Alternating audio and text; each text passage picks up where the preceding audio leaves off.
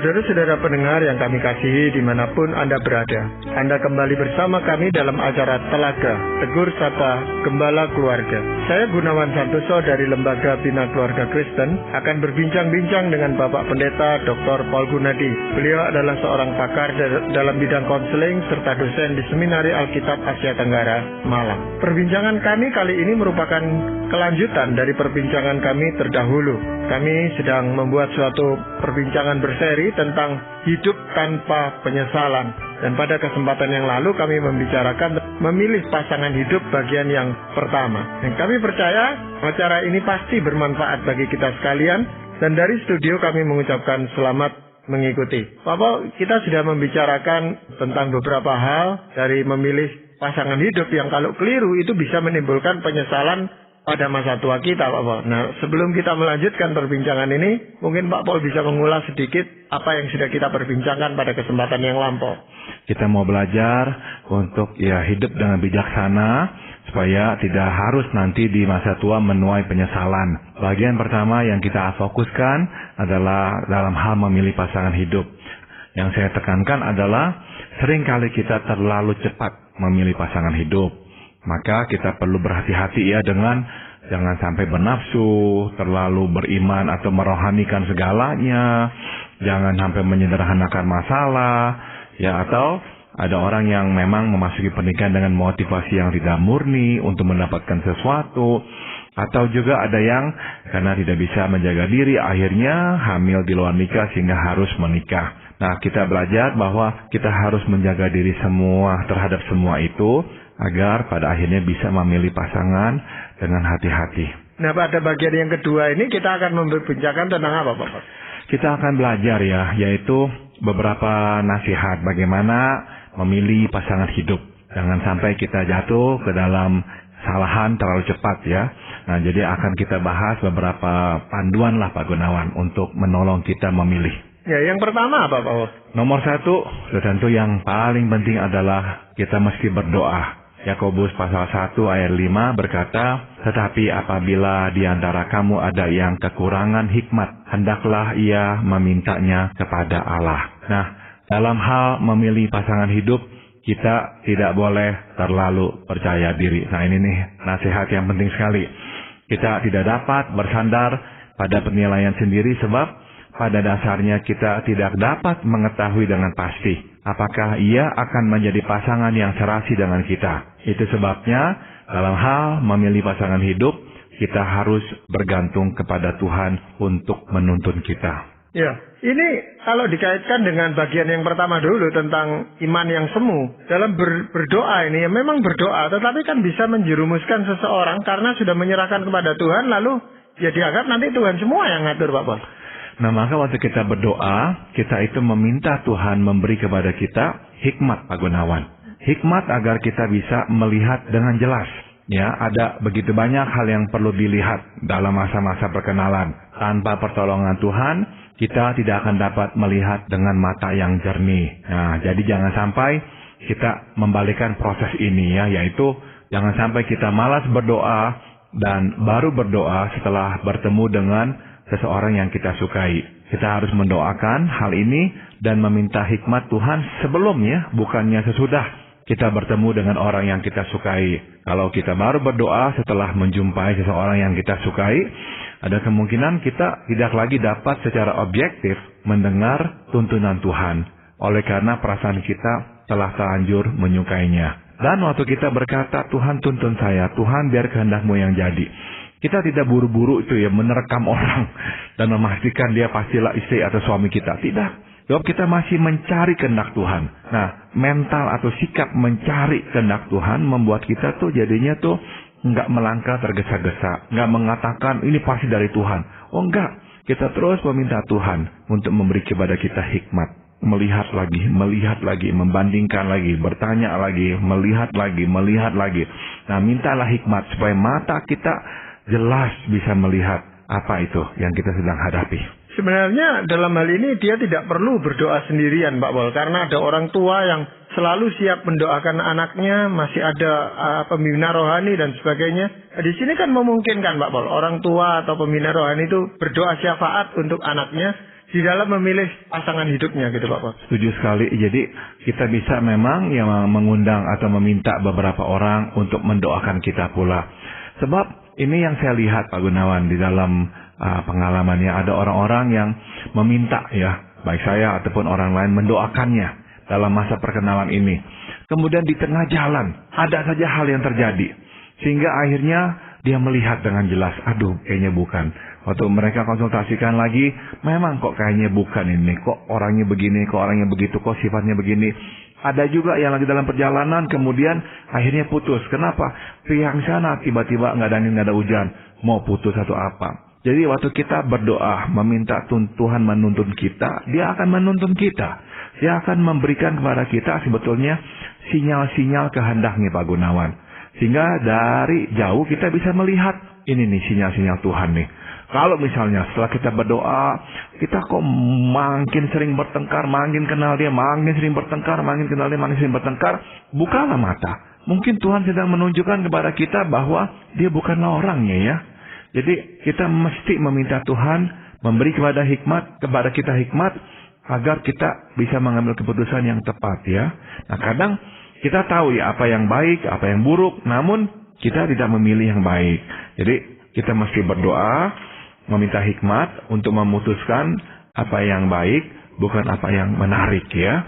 Ingat ya, kebaikan bertahan selamanya, sedangkan daya tarik hanyalah bertahan untuk sesaat. Ya, ada orang yang tidak sabar dengan jawaban Tuhan atas doa-doanya Pak. Seolah-olah memang Tuhan itu tidak menjawab, sehingga dia mengambil keputusan sendiri. Ya sudah, kalau Tuhan tidak jawab dengan jelas ya dia menikah aja, nanti depannya terserah lah gitu. Nah memang ya artinya dia nggak mau lagi lah memusingkan apa yang Tuhan kehendaki atau yang Tuhan lakukan.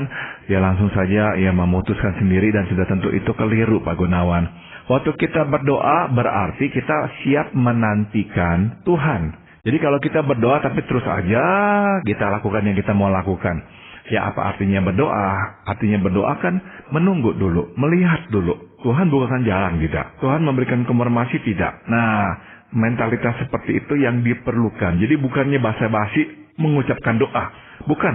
Benar-benar sebuah hati yang siap ya untuk menunggu dan melihat Tuhan menunjukkan kehendaknya. Baru nanti memastikan. Iya, sebenarnya hikmat Allah itu yang sangat dibutuhkan dalam hal ini itu seperti apa sih Pak Paul? Hikmat bagi saya adalah sebuah nomor satu ya. Sebuah keyakinan bahwa ini adalah berkenan kepada Tuhan. Ini bukanlah sesuatu yang melawan atau tidak memuliakan Tuhan. Sebagai contoh Pak Gunawan, misalnya kita ini nih akan sedang menimbang-nimbang apakah mesti bersama dengan orang ini apa tidak. Tapi kita tahu jelas ini orang ini ya, seorang yang nggak bertanggung jawab, tidak mempunyai keinginan untuk bekerja, terus hidupnya juga sering dihabiskan di klub-klub malam. Nah, kitanya adalah seorang Kristen, kita seorang aktivis di gereja, melayani Tuhan, tapi ya kita nggak pusing, udah langsung aja menikah. Nah, itu orang tidak berhikmat. Hikmat seharusnya tuh berkata bahwa ini tidak memuliakan Tuhan. Jadi jangan, yang tidak berkenan kepada Tuhan, jangan. Jadi hikmat pertama adalah mesti memang membawa kita hidup berkenan kepada Tuhan. Jadi kalau sudah tidak berkenan, tidak memuliakan Tuhan, berarti ya jangan dilakukan. Juga hikmat untuk melihat apakah kita ini akan bisa serasi atau tidak. Nah ini juga perlu hikmat dari Tuhan. Dan biasanya Tuhan tunjukkan itu lewat perjalanan masa perkenalan kita. Kalau makin hari berkenalan kok kayaknya makin serasi, makin cocok, dan kasih sayang makin bertumbuh. Nah, saya percaya hikmat akan berkata ini nih orangnya nih, memang serasi dengan kita. Ya, hal lain yang perlu kita perhatikan apa Pak? Kita mesti memilih yang sesuai dengan kriteria Tuhan. Yaitu apa? Yang seiman. Firman Tuhan di 2 Korintus 6 ayat 14 menegaskannya, janganlah kamu merupakan pasangan yang tidak seimbang dengan orang-orang yang tak percaya. Sebab persamaan apakah terdapat antara kebenaran dan kedurhakaan? Atau bagaimanakah terang dapat bersatu dengan gelap? Ya, Tuhan tidak meminta banyak. Dia hanya meminta kita menikah dengan yang seiman. Nah, suatu kita menaati kehendak Tuhan, itu berarti kita menghormatinya. Saya tahu ya Pak Gunawan, saya akuilah bahwa keharmonisan pernikahan tidak hanya ditentukan oleh kesamaan iman. Itu betul. Tapi tak dapat disangkal, iman kepercayaan memainkan peranan penting dalam kehidupan pernikahan. Itu sebabnya ketidaksamaan iman dapat menimbulkan masalah dalam pernikahan. Keputusan kita untuk menikah dengan yang seiman merupakan wujud ketaatan kepada perintah Tuhan. Dan saya percaya Tuhan akan memberkati anak-anaknya yang mengutamakannya. Ya, yang Pak Paul katakan seiman, itu kan belum tentu hanya segereja atau sudah sama-sama dibaptis, kan bukan cuma itu Pak Paul. Jadi benar-benar memang hidup di dalam Tuhan ya, benar-benar mempunyai kasih kepada Tuhan. Apa tuh maksudnya mempunyai kasih kepada Tuhan? Benar-benar mencoba mengutamakan Tuhan dalam hidupnya. Dalam pengambilan keputusan, dia akan mau berdoa, dia akan mau menunggu Tuhan, dia akan mau mengikuti jalan yang benar yang Tuhan tunjukkan. Hidup dalam Tuhan juga berarti, yaitu memang tidak lagi mementingkan diri.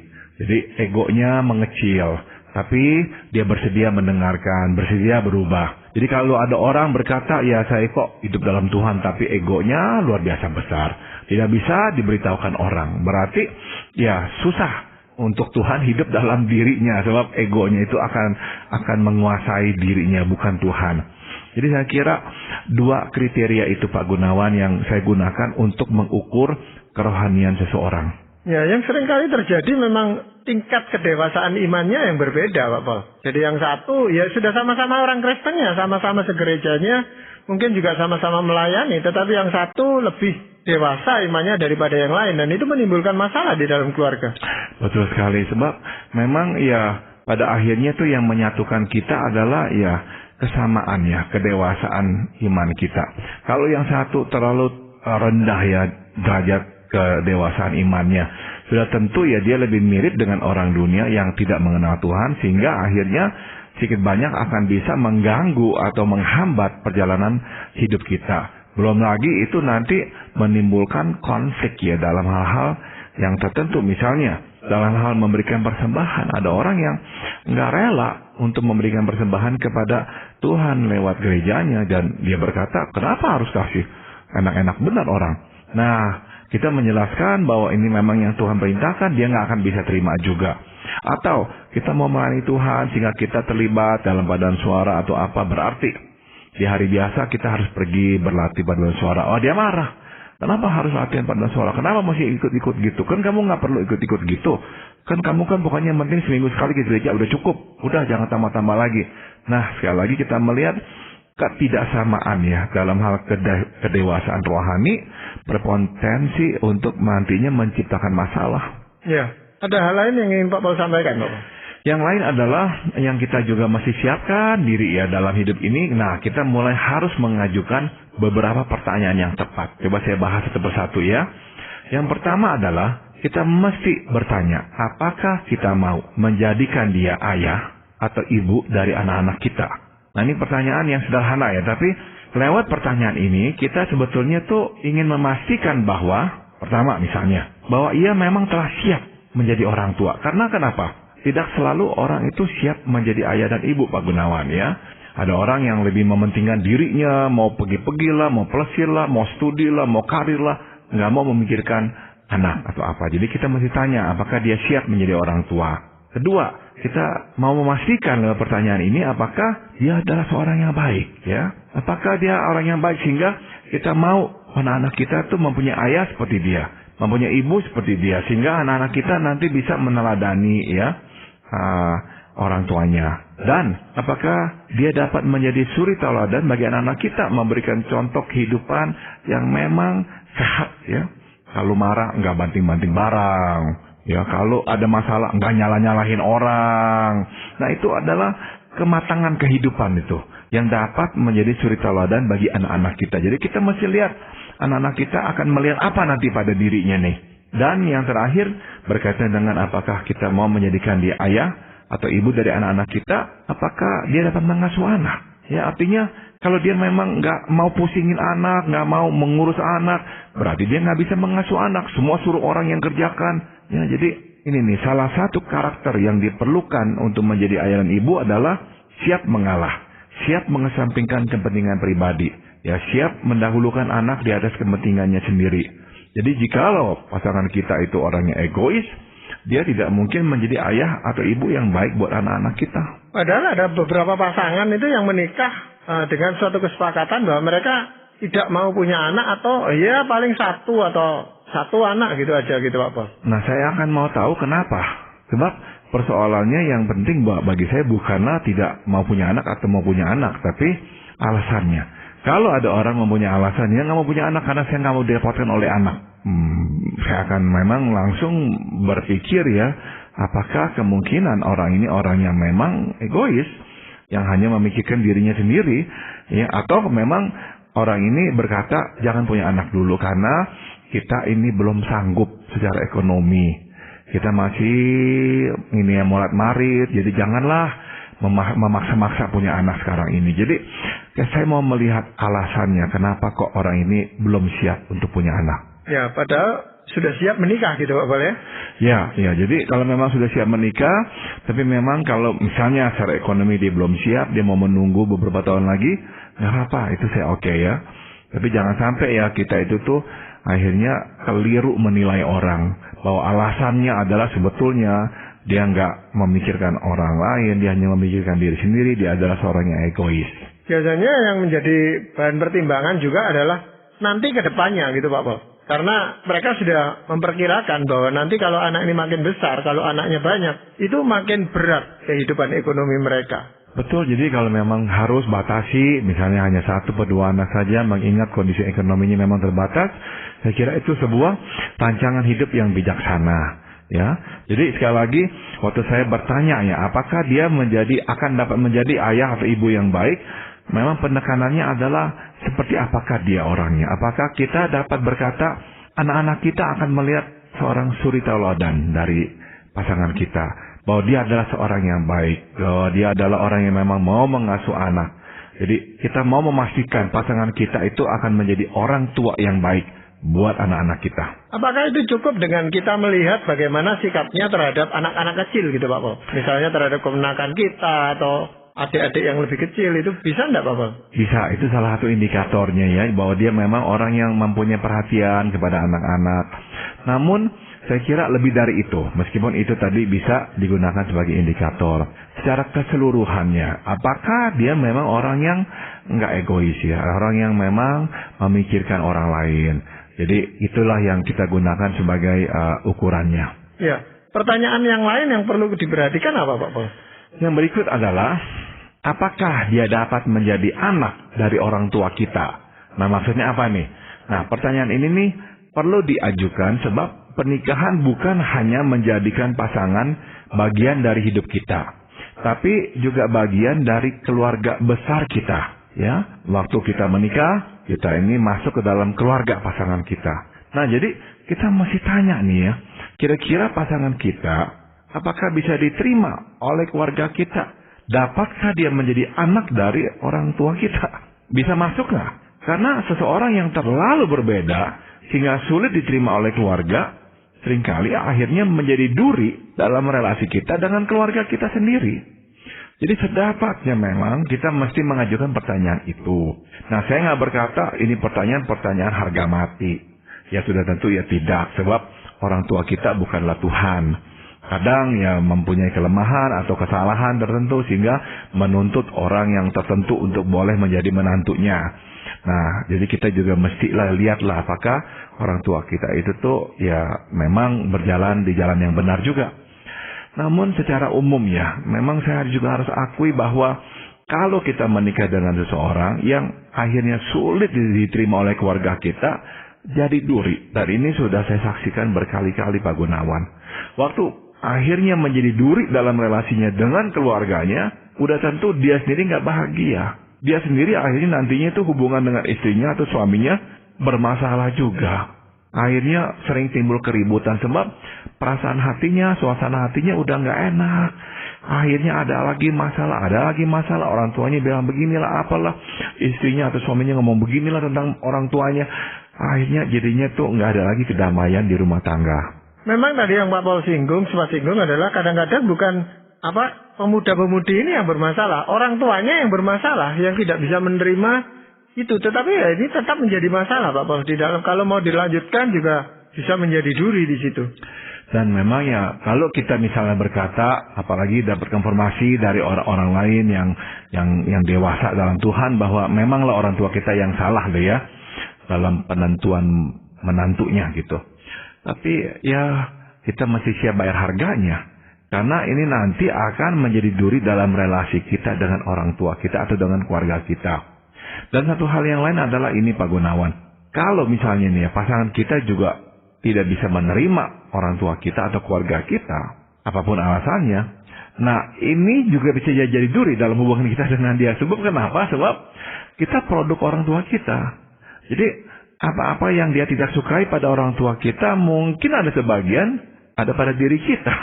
Nah, jadi kalau dia tidak bisa menerima orang tua kita atau keluarga kita, ada hal-hal tentang diri kita pun yang dia tidak bisa terima karena mirip dengan apa yang dilihatnya pada orang tua kita. Ya bagaimana kalau ketidakcocokan itu terjadi di tingkat orang tua dengan orang tua gitu Pak Paul. Jadi ini calon besan ini yang tidak bisa akor gitu Pak Paul. Nah udah tentu itu akan menjadi duri dalam relasi nikah. Nggak bisa enggak. Karena apa? Karena ya secara teoritis kita bisa berkata ini urusan orang tua lah bukan kita. Tapi kita bagian dari orang tua kita. Dan waktu misalnya kita mendengar kok pihak yang sana itu kok nyelain orang tua kita dan kita merasa nggak benar celaannya, kita marah. Kita marahnya sama siapa? Ya sama pasangan kita. Masa kita marah sama mertua kita? Ya nggak bisa. Marah sama pasangan kita nggak suka. Kok kamu kok belain orang tua kamu? Orang tua saya ngomong begini kan karena ada sebabnya. Nah sebabnya begini nih. Akhirnya kita turut-turut ribut. Jadi meskipun ini bukannya penentu ya kita menikah atau tidak menikah dengan dia, tapi tetap ini adalah hal yang patut dipertimbangkan dengan masak. Itu karena suatu budaya tertentu untuk etnis tertentu atau berlaku umum Pak? Saya kira sudah tentu dalam budaya yang lebih mandiri, nggak pusingin orang tua seperti budaya di Barat, sudah tentu hal ini tidak terlalu relevan. Tapi yang relevan adalah yang tadi saya sebut, yaitu kalau pasangan kita tidak menerima keluarga kita atau orang tua kita, mungkin dia harus lebih saksama melihat kita. Sebab siapa tahu ada hal pada diri orang tua kita yang ada pada diri kita. Ya, jadi kalau dia nggak bisa terima orang tua kita, mungkin dia pun akhirnya sulit menerima diri kita. Mungkin masih ada pertanyaan yang lain yang harus kita perhatikan. Yang terakhir adalah kita masih bertanya apakah kita siap dan dapat menjadikan dia orang yang paling penting dalam hidup kita. Ini pertanyaan yang memang penting Pak Gunawan. Dapatkah kita siapkah kita menjadikan dia orang yang paling penting dalam hidup kita? Pernikahan menuntut kita untuk mengutamakan pasangan di atas orang lain. Ya, jadi jika kita kurang mengasihinya atau tidak dapat menerima dirinya apa adanya, kita pun tidak akan siap dan tidak akan ingin menjadikan dia orang yang paling penting dalam hidup kita.